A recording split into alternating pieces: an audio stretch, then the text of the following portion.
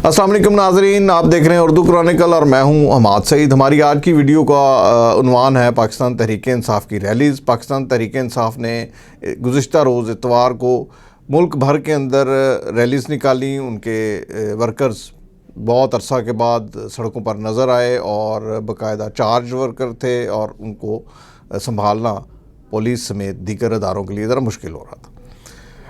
इमरान खान साहब ने कॉल दी थी जेल से कि अपने तमाम जो उनकी क़यादत सड़कों पर है या उनकी क़यादत जो पर्दा स्क्रीन पर है सामने है, उनको उन्होंने ऑर्डर किया था और ख़ास तौर पे जो MP MNA इसकी टिकटें ले चुके हैं उनको कहा गया था कि इस संडे इतवार को जो गुज़र गई है लास्ट, हर सूरत हर कीमत पर वर्कर्स को सड़कों पर लेके आएँ, वर्कर्स को सामने लेके आएँ, चार्ज करें और नज़र आए कि पाकिस्तान तहरीक-ए-इंसाफ चाहे बल्ले के निशान के बगैर है इलेक्शन लड़ रही है।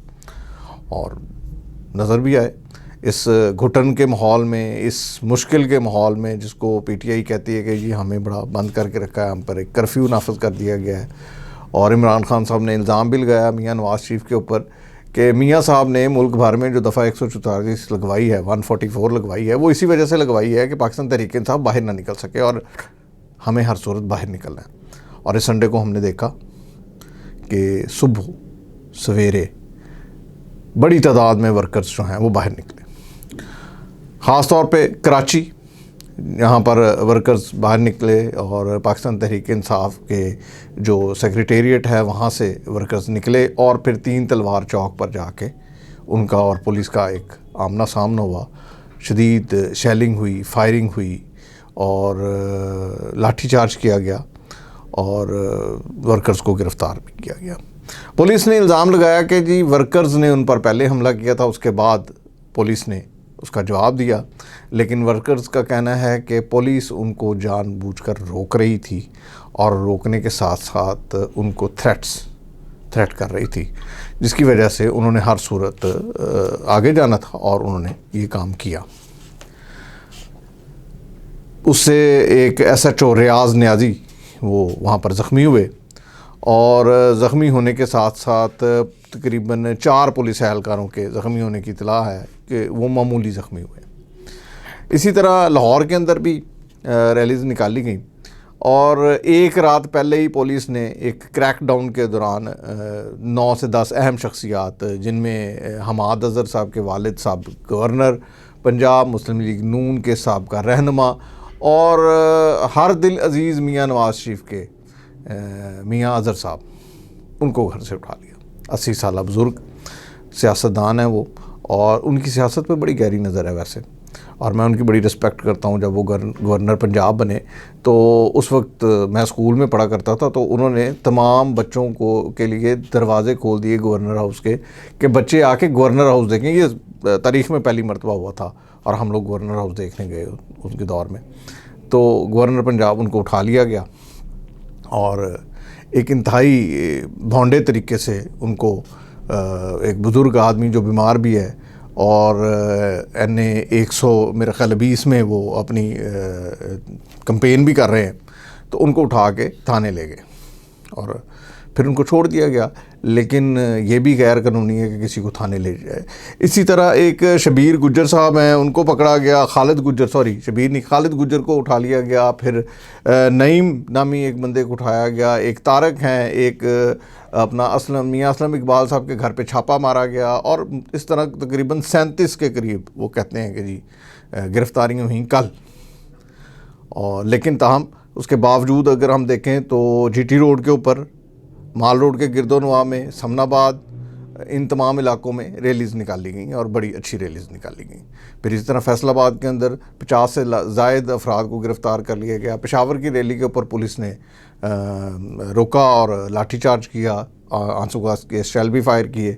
उसकी वजह ये पुलिस ने बताई कि जी दफ़ा 144 नाफिज है, लिहाजा हम किसी को रैली नहीं निकालने देंगे। और MPA और MNA के तकरीबन 23 के करीब उम्मीदवार जो हैं उनको भी गिरफ़्तार कर लिया गया। इसी तरह पिंडी से एक बल्कि 2 MPA के उम्मीदवारों और एक MNA के उम्मीदवार को हिरासत में ले लिया गया, बाद उनको छोड़ दिया गया। वहाँ पे तकरीबन 30 के करीब अफराद गिरफ़्तार हुए।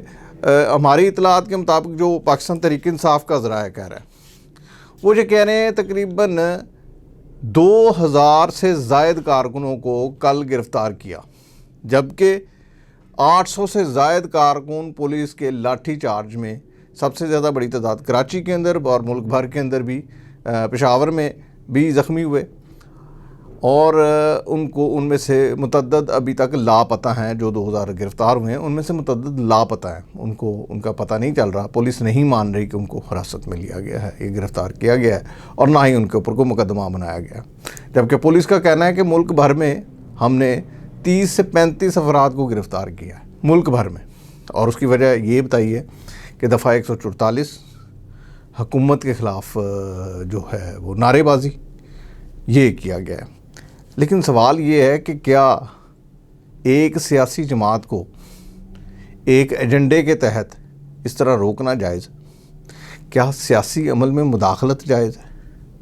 ٹھیک ہے، آپ ان سے نشان چھین لیا ہے حکومت نے، جو بھی سپریم کورٹ کا فیصلہ ہے اس کے اوپر ہم بحث نہیں کرتے فی الحال، کہ سپریم کورٹ نے ایک فیصلہ دیا ہے، اس کو اون کیا ہے پی ٹی آئی نے، اس کے اوپر کوئی ریزسٹنس شو نہیں کی، اور اپنے امیدواروں کو انہوں نے کھڑا کیا ہے، اور اگر وہ اتوار کی کال دے رہے ہیں تو 2 سیاسی جماعتیں ملک بھر کے اندر نعرے بازی کر رہی ہیں، جلسے جلوس کر رہی ہیں، ریلیز نکل رہی ہیں، ان کے ہر جگہ پہ چل رہے ہیں، تو سوال یہ ہے کہ یہ تضاد نظر آ رہا ہے بڑا واضح کہ ایک سیاسی جماعت تو سٹیج پہ کھڑے ہو کے یہ کہہ رہی ہے کہ جناب آپ ان کو ووٹ ہی نہ دیں کیونکہ آپ کا ووٹ ضائع ہو جائے گا۔ یہ بھی ایک دھمکی ہے، دبے الفاظ میں دھمکی ہے، لیکن دھمکی تو ہے کہ جی آپ ان کو ووٹ نہ ڈالیں، ضائع ہو جائے گا، یعنی کہ ان کو معلوم ہے کہ اگر ان کو ووٹ ڈالا تو ضائع ہی ہونا ہے کیونکہ ان کا امیدوار نہیں جیتنا۔ تو کیا یہ سوچ لیا جائے کہ ان کے امیدوار کو جیتنا ہی نہیں دینا کسی نے؟ سوال بہت سارے ہیں، درخواست صرف اتنی سی ہے کہ لیول پلینگ فیلڈ کا مطلب جو سپریم کورٹ نے بتایا ہے وہ تو یہی ہے کہ جناب آپ برابر کے ساتھ مقابلہ کریں۔ صنم جاوید کو دوبارہ گرفتار کر لیا گیا کہ جناب انہوں نے تانا شادمان کو نظر آتش کیا تھا، ایک ضمانت ہوتی ہے، دوسرے دن گرفتاری ہو جاتی ہے، لیکن معاملہ پھر وہی ہے کہ کیا یہ ریلیز کو روک کے انصاف کا، تحریک انصاف کا یا کسی سیاسی جماعت کا راستہ روکا جا سکتا ہے؟ کیا آنے والے دنوں میں تحریک انصاف کو اسی چیز کا سامنا کرنا پڑے گا؟ اگر سیاست اسی کا نام ہے یا الیکشن اسی کا نام ہے تو پھر تو افسوس ہوگا، مگر بہرحال حکومت سے درخواست ہے، خاص طور پر وفاقی حکومت سے، کہ وہ نوٹس لے ان گرفتاریوں کا، ان پتھراؤ کا، اور پولیس کی جانب سے لاٹھی چارج اور آنسو گیس کا، اور پاکستان تحریک انصاف کو بھی اتنا ہی حق دے جتنا باقی سیاسی جماعتوں کو ہے۔ یہ تھی ہماری آج کی ویڈیو، نئی ویڈیو کے ساتھ جلد دوبارہ حاضر ہوں گے، تب تک کے لیے اجازت دیجیے، اللہ حافظ۔